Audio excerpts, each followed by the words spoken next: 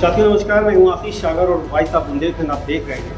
आज हम आए हुए हैं जसपुरा सामुदायिक स्वास्थ्य केंद्र में। यहाँ का एक बहुत चर्चित मामला है जो सोशल मीडिया से लेकर के तमाम व्हाट्सएप ग्रुप में लगातार सुर्खियों में रहा है।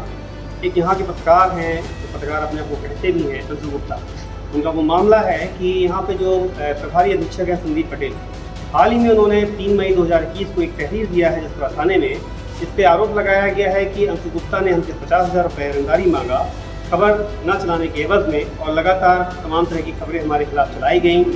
जो एक महिला यहाँ पे सरोजकर्मी है, सरोज सोनी उनका नाम है, उन्होंने भी एलिगेशन लगाया कि हमारा लज्जा भंग किया गया, और तमाम कर्मचारी हैं जिनको परेशान करने के एलिगेशन लगाए गए। संदीप पटेल ने तहरीर में ये भी कहा है कि हमारे 2 कर्मचारियों से उन्होंने 10-10 हज़ार रुपये वसूली किया है, और तमाम तरह के अनाम जो चीज़ें हैं वो भी उन्होंने उसमें की हैं। आपको ये भी बता दें कि अंशु गुप्ता पर स्थानीय जो कैलानी थाना है, जसपुरा थाना है, उसमें कुछ और पहले के भी केस हैं, लगातार केस चल रहे हैं, कुछ विचाराधीन हैं, कुछ मामलों में पटनाछेद हो चुका है। बीते साल अंशु गुप्ता ने एक मामले को लेकर के बांदा में अनशन भी किया था, अपनी पत्रकार लॉबी को साथ में लेकर के। वो उस मामले से सुर्खियों में आए थे।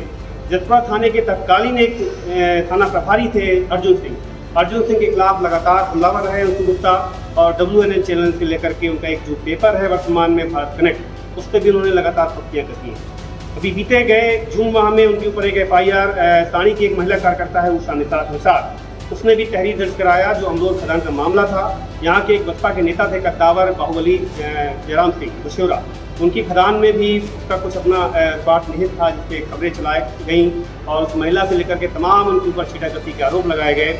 तो ये पूरा उनका पोर्टफोलियो है कि आप पत्रकारिता की आड़ में क्या कुछ नहीं कर सकते हैं, और जो नहीं करना चाहिए वो भी कर सकते हैं। ऐसी तमाम चीज़ों के लिए आज हम यहाँ पे आए हुए हैं, और आइए बात करते हैं संदीप पटेल से और उनके स्टाफ के कर्मियों से, क्या कहते हैं वो और ग्राउंड पर उनकी हकीकत क्या है। ये क्या मामला हुआ था जो अंशु गुप्ता वाला मामला है? आप लोगों ने तहरीर लिखाया 3 जुलाई 2021 को, और ये जसपुरा सामुदायिक केंद्र में क्या घटनाक्रम हुआ था? वो लुटेरा व्यक्ति है, उसके पास हमेशा पैसा का लेन देन का बने रहता है। जब देखे तब धमकी देता रहता है, पैसा नहीं दोगे तो सर्टिफिकेशन के नीचे छोड़ेंगे तुम्हारे, और तुमको फंसवा देंगे, ये करेंगे वो करेंगे। आते हैं रात बिरात हम लोग तो आके धमकी देता है। ऐसा क्यों करते हैं वो कहता है मेरा काम है पैसा लेना, मुझे पैसे चाहिए, पैसे दो आप लोग, 2-2 हज़ार 3-3 हज़ार रुपये दो। क्या सरकार ने कोई उनको एथराइज किया है या कोई लाइसेंस मिला हुआ है उनको ऐसा करने का? सरकार ने नहीं किया है हम लोग क्या जाने, हम लोग को जो कहता है वो हम लोग जानते हैं। आपने तहरीर में एक शब्द लिखाया है कि लज्जा भंग जी, तो कैसा क्या हुआ था? बदतमीजी करता है उसमें। वो कहता है हम मेरे साथ सो चल के, और तुम जवान हो, फलान हो, ढिकान हो, मैं बीवी बनाना चाहता हूँ। ऐसे कैसे कोई बीवी बन जाता है? बीवी बनाने वाली तक बात वहाँ तक कहाँ से पहुँच गई?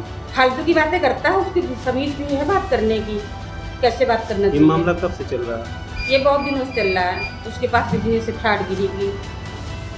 जो तहरीर लिखाए हैं आप, उसमें तहरीर पे कोई आपके ऊपर प्रेशर तो था नहीं? प्रेशर नहीं था, हम लोग तंग आ गए थे ना उससे।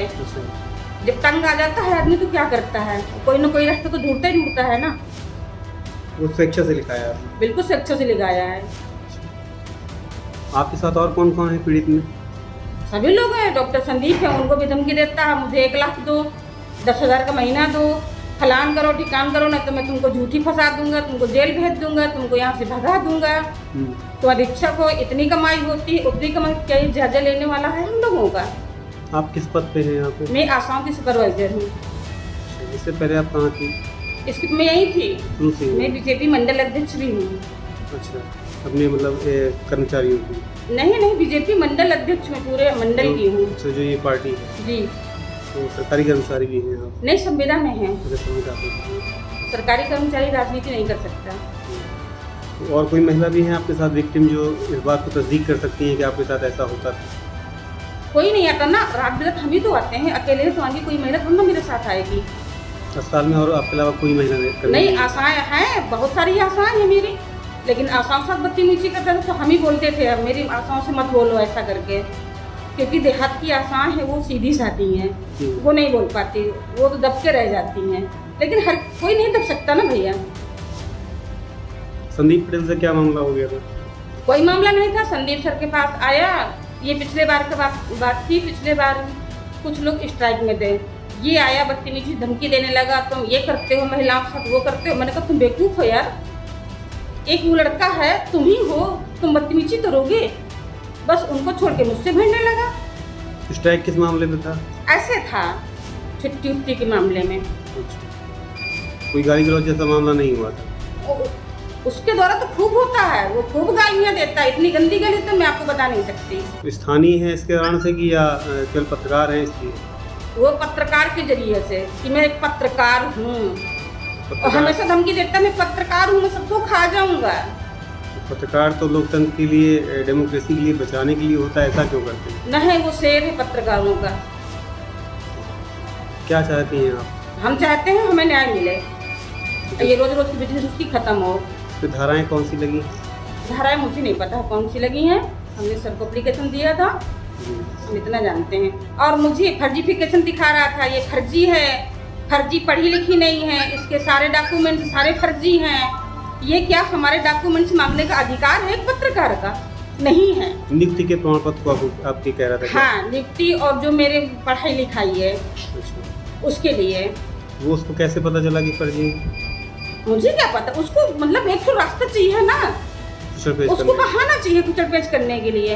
वो अपने आप को बड़ा डॉन समझता है कि मैं डॉन हूँ, डॉन। कोई पहले भी घटनाक्रम ऐसा हुआ क्या कि यहाँ क्षेत्र में कोई इसके ऊपर क्राइम रिकॉर्ड है क्या पहले?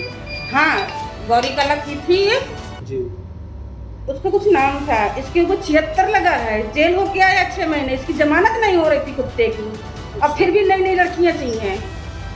ये तो शादीशुदा है ना? तो शादीशुदा तो दशरथ जी की तो 3 औरतें थी ना। तो दशरथ ने तो धर्म को निभाया था ना? तो धर्म का निभाया था दशरथ जी ने, लेकिन आज के धर्मी थोड़ा ना है, आज के तो अधर्मी लोग हैं ना, उनको रोक के नई नई लड़कियाँ चाहिए। मैं अनमैरिज हूँ इसलिए मुझे परेशान करता है वो। मामला देखिए ऐसा है कि मामला हमको ये पहले ही दे देना चाहिए था, लेकिन चूंकि कुछ बुद्धिजीवी वर्ग के लोगों ने हमसे कहा कि समझ जाएगा, तो हमने कोशिश किया कि ठीक है समझ जाएगा। लेकिन जब हमको समझ में आया कि व्यक्ति समझ नहीं पाएगा, व्यक्ति जो है हमारी छवि, हमारे मान सम्मान को और हमारे पद की गरिमा को ख़त्म कर रहा है। क्योंकि आगे अब धमकी देने लगा था कि मुझे पैसा दो, 3 लाख दो, 4 लाख दो, नहीं तो मैं सस्पेंड करा दूंगा।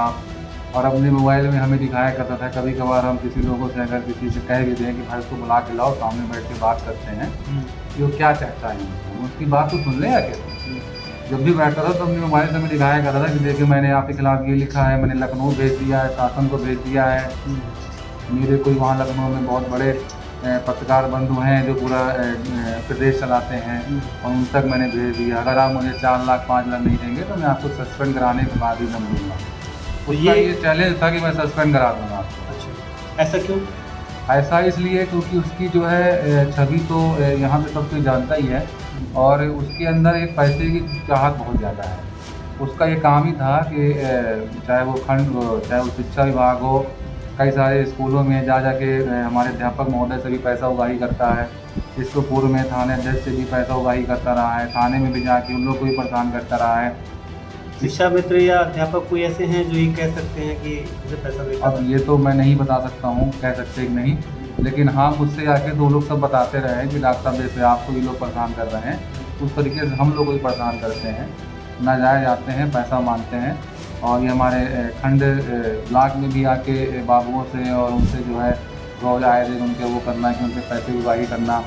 हम तो ये बात सबसे कह चुके हैं, एसडीएम साहब से बता चुके हैं। कभी सीएमओ साहब से लेकर के या डीएम साहब के पास ये बात नहीं गई कि डीएम साहब तक की बात हम ले जाना चाह रहे थे, लेकिन नहीं ले जाते क्योंकि हम थोड़ा सा ये सोच रहे थे कि कहीं हमसे कोई गलती तो नहीं हो रही है, क्या ये कहना उचित है, हमको कोई गाइड नहीं कर रहा था। तहरीर पे आप 50,000 रुपये रंगदारी का मामला दिखाएँ। 50,000? जी हाँ।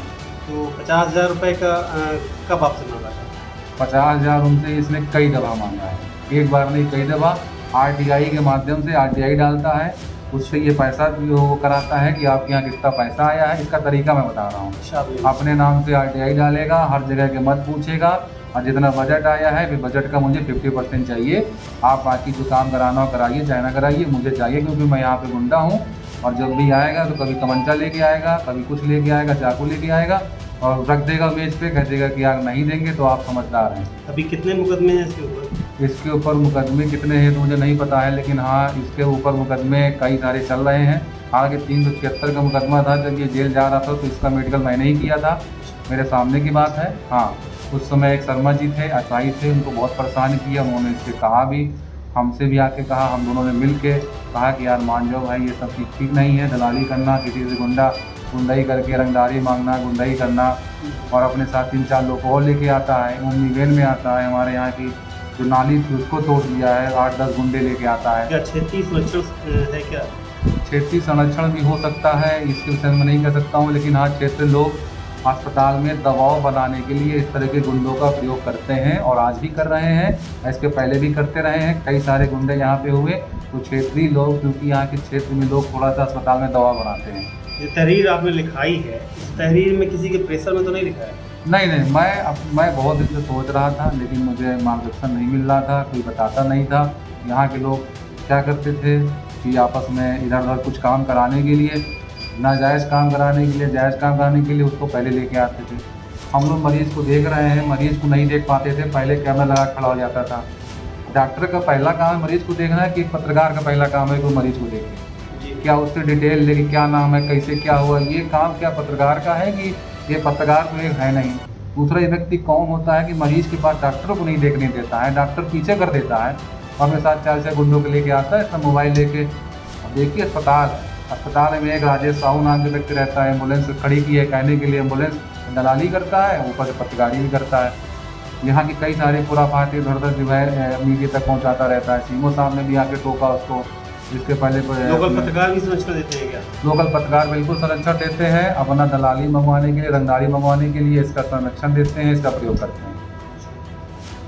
हमारे साथ का यही अस्पताल में आते हैं तो हम लोग ये ड्यूटी करते हैं, उसमें परेशान करते हैं। अब शिक्षक महोदय जी ने जिस तरह बोल दिया बहुत है, और इससे ज़्यादा क्या कह सकते हैं। अभद्रता का परिचय देता है, आके महिलाओं के बीच में खड़ा हो जाता है, हमारे डॉक्टर को उसको देखने नहीं देता, पहले गैस नहीं करने देता, स्वयं बात करता है। तंत्री गुप्ता जो है ये बहुत परेशान करता है, मारने को ताकता है। तो ओमनी की बात जो 4 की गाड़ी है जो दबा के बच्चों को हमें मारने को कई बार मारने ताक रहते हैं। हमारे 2000 जो है 20 से मैं इनकी तरफ जाता नहीं हूँ, आटा पिसाने, सब्जी घर लेने, पेश कराने के लिए जाता हूँ। पड़ोसी हैं क्या आप उसके? हाँ, मेरे पास में बगल मकान है इधर। और इसके बाद जो है गाली गुप्ता करते रहते हैं, फर्जी केस फंसाने धमकी देते रहते हैं। तो ऐसा क्यों करते हैं? ये पैसा मांगता है, नजर में गुंडाई करता है, आए दिन लोगों से पैसा मांगता है। आपसे पैसा तो नहीं मांगता? आपसे पैसा क्यों मांगेगा? मांगने पर प्रयास किया था, पंचायत हुआ था, हाँ, इसलिए रिपोर्ट दिखा दिया था कि पैसा देंगे तो राजी होगा। तो पत्रकार हैं तो पत्रकार के बल पे गुंडाई करते हैं या कुछ गुंडा भी हैं? गुंडा भी हैं, अपने पत्रकार भी, मैं यूट्यूब पर कथित पत्रकार हूँ। अच्छा।